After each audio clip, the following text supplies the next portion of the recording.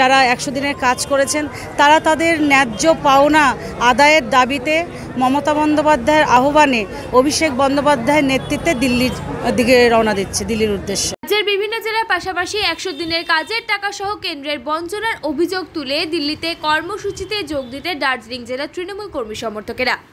বিভিন্ন বকেয়া টাকার দাবিতে তৃণমূল কংগ্রেসের দিল্লিতে ধর্ণা কর্মসূচিতে যোগ দিতে দার্জিলিং জেলা তৃণমূল কংগ্রেসের প্রায় কয়েকশো কর্মী কলকাতার উদ্দেশ্যে রওনা দিল এদিন।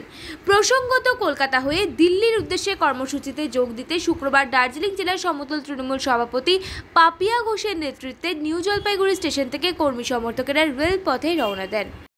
দার্জিলিং জেলার সমতলের বিভিন্ন অঞ্চল মিলিয়ে প্রায় ২ লক্ষ মানুষ, ১ লক্ষ পরিবারের ২ লক্ষ মানুষ এই প্রাপ্য টাকা তাদেরও বকেয়া রয়েছে।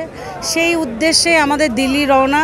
আজকে আমাদের সমগ্র পশ্চিমবাংলার সাথে সাথে দার্জিলিং জেলার সমতল থেকেও আমাদের যারা ১০০ দিনের কাজ করেছেন তারা তাদের ন্যায্য পাওনা আদায়ের দাবিতে মমতা বন্দ্যোপাধ্যায়ের আহ্বানে অভিষেক বন্দ্যোপাধ্যায়ের নেতৃত্বে দিল্লির দিকে রওনা দিচ্ছে, দিল্লির উদ্দেশ্যে। দেখো, এখন আমাদের ২ দিনের প্রোগ্রাম রয়েছে।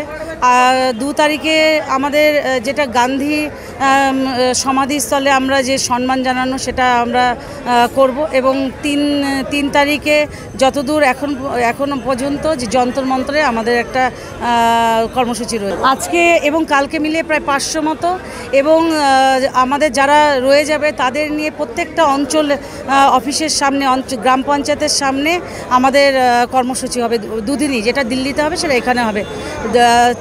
আমাদের ২১টা গ্রাম পঞ্চায়েত, 22টা গ্রাম পঞ্চায়েত, 22টাতেই আমাদের এটা করা হবে।